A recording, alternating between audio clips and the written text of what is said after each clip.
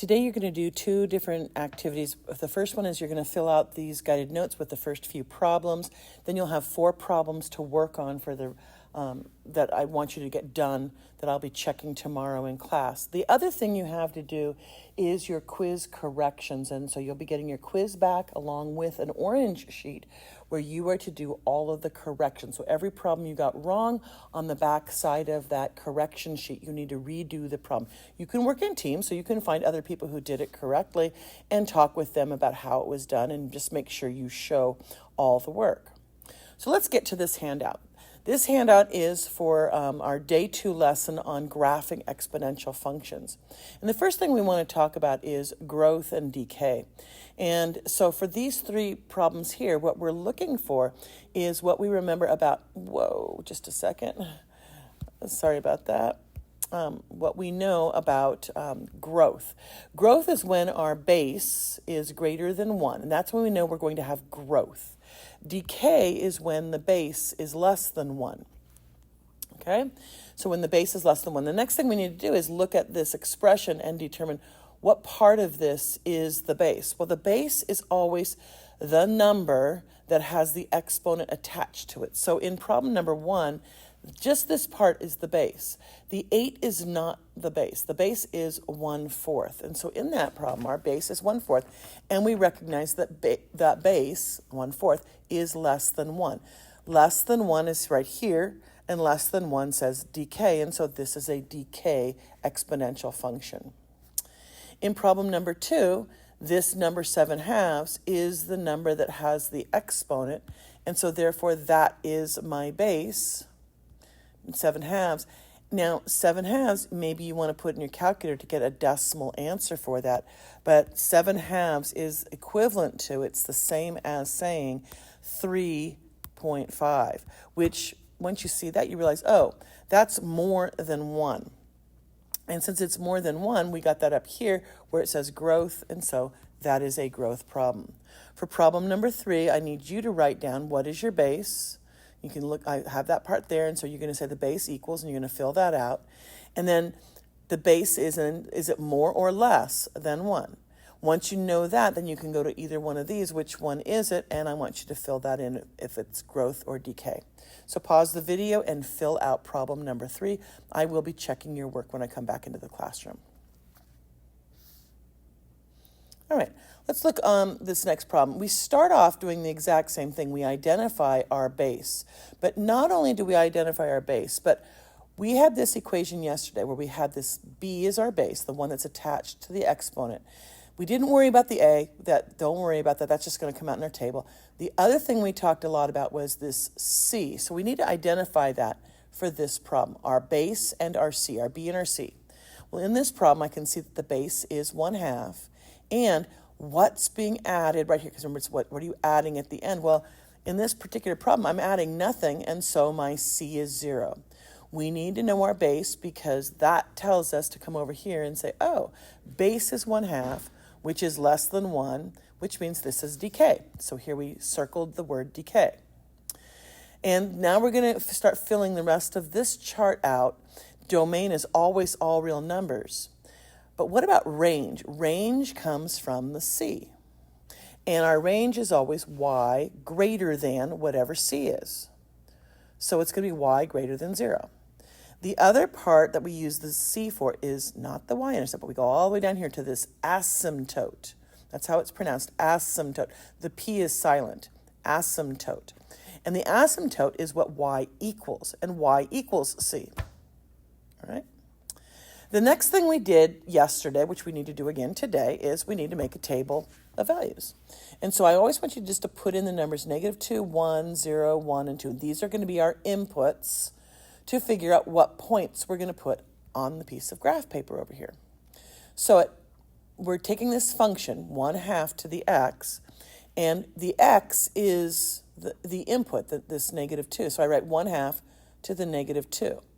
You need to have a calculator, and I want you to grab your calculator and plug that into your calculator. And look, and I want you to get decimal answers. So you might need to put a decimal in the problem to make sure that it gives you the decimal answer. And we're going to do that with each one of these problems, and I want you to plug those into the calculator and come up with the values that they are.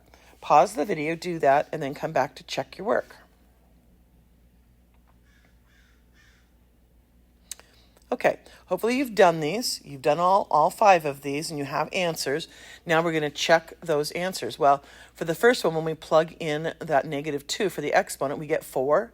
That means we have the point 2, 4. So we can go right over to the graph paper right now and plot the point -2 and then go up 4.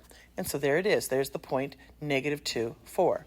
The next one, when we plug it into our calculator, we've got 2, and so we have the point -1, 2, and we plot that. The next point is when we plug in a 0, and we get 1, and we get 1, 0. Now, I graphed it over here. Actually, I've got 0, 1, excuse me, I said 1, 0. We plugged in a 0, and we got out a 1, so we have the point 0, 1. Now, next one is we're going to plug in the 1, we get 0.5. So there's my point. And now it's going to get harder, so I'm going to make my dots a little bit smaller because it's really hard to show up on my iPad. But we're going to put 1 and then go up to 0.5, which is 1/2. And there it is. Last one is 0.25. That's really hard to show on my iPad, so I'm going to make a tiny little dot at 2, 0.25, which is 1/4, which is right there. So there's a tiny little dot. Now, a couple things we need to do. We've got some things to fill in here. We've got our y-intercept, and this asymptote needs to be on this graph. So, first of all, let's take care of the y-intercept. The y-intercept is always when we plugged in a 0 for our x. So we can see that right here, this point 0, 1, that is our y-intercept. And it happens to be this point right here, which is on the y-axis. That's what y-intercept means. It's what point is on this y-axis. And it's that point right there, the point 0, 1. The asymptote needs to be put in here. The asymptote says y equals 0, which is a horizontal line where y is equal to 0. So there it is. And I put a dashed line. I don't know if you can see that very well or not, but that's a dashed line. And lastly, I'm going to take these points and I'm going to connect them. Now, I'm not just connecting from one dot to the other. I'm looking at the whole, like the flow of this. And the flow of that is down like this, which is decay. It's going down, down, down, down, down, down, down. If you think about it, it's like you're riding a roller coaster and you're going down. So it's decay. Let's do 2 more problems together. Problem number 5. Problem number 5, I see that my base is 3, and what I'm adding at the end is -5. So I've got my B and my C. I use the base to determine growth or decay. Since 3 is greater than 1, it's growth. Now I can fill in some of this chart. My domain is all real numbers. My range is y greater than my C, which was -5, and my asymptote is y equals -5. We're going to make a table of values. Remember, I'm going to put in the numbers -2, -1, 0, 1, 2, and that's it. And I'm going to plug those numbers into this function. So I'm going to write the function 3 to the, but instead of x, I'm going to write these inputs for x. So I have 3 to the -2 minus 5. And I put that in my calculator, and make sure you get a decimal point. And I get -4.9. So I have the point 2, -4.9. So I'm coming over to the graph paper right here, and I'm going over -2, and then down 1, 2, 3, 4, and almost to 5, but not quite. And so, again, my dot's kind of tiny, but there it is. That dot right there is the dot, -2, -4.9.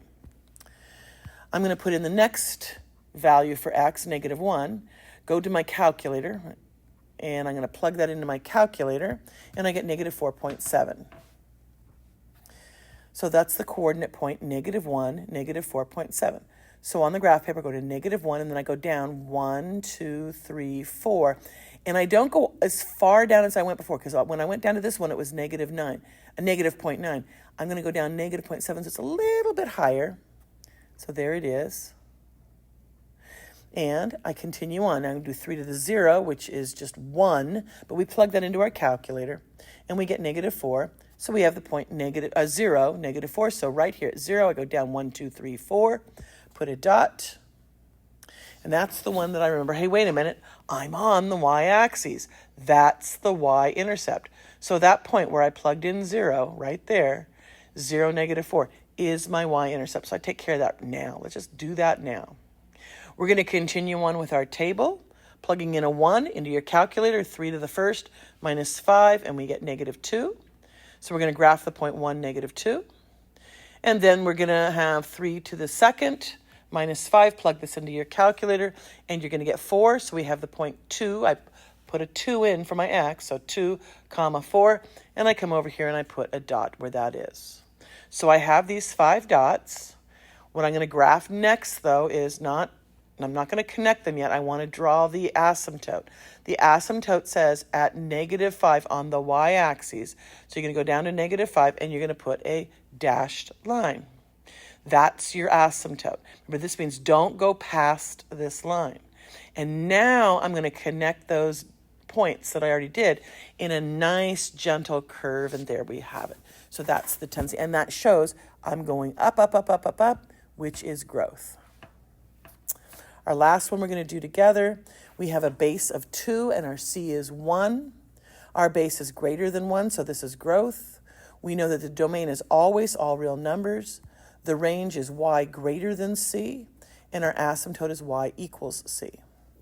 We make a table of values, and we're going to plug in the numbers -2, -1, 0, 1, and 2.